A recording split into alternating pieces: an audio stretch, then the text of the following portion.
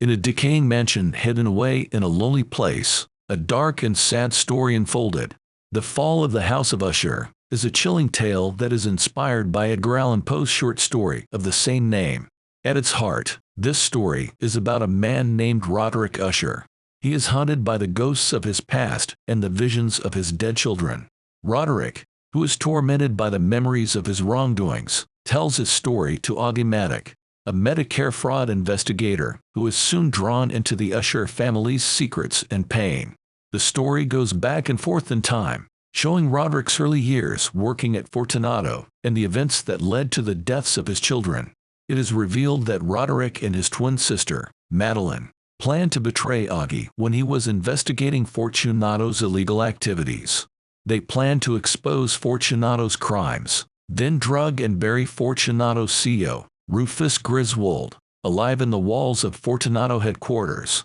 After they murdered Rufus, Roderick and Madeline went to a bar where they met Verna, a bartender who was not human and had evil plans.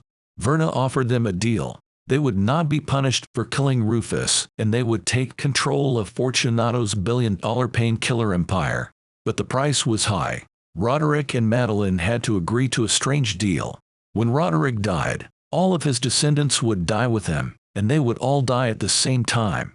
Roderick and Madeline were desperate and didn't believe Verna at first, but they agreed to the deal anyway. Later, they realized that it was Verna who was causing their children to die in tragic ways. As the story goes on, Madeline comes up with a plan to escape the curse.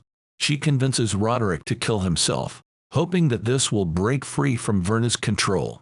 But Verna doesn't let Roderick go so easily and forces him to face the consequences of his actions, including the death of his only good descendant, his granddaughter Lenore.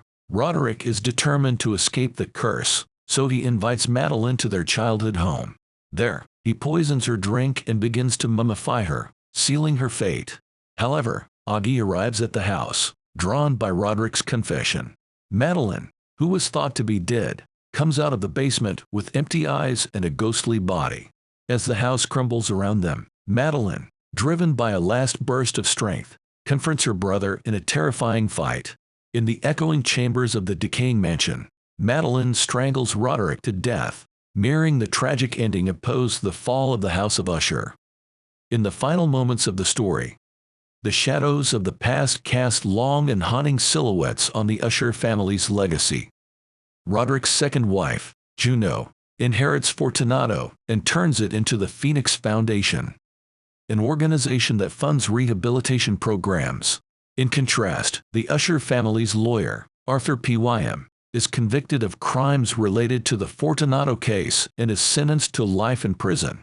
Verna, whose name is an anagram of the raven in Poe's famous 1845 poem, makes a chilling appearance at the end of the story, placing symbolic items on the graves of the Usher family members.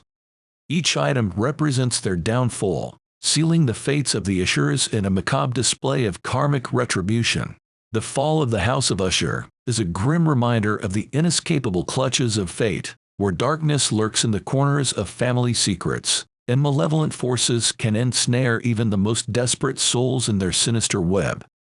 In this tale of supernatural retribution, the Usher family's descent into madness and despair echoes through the annals of history.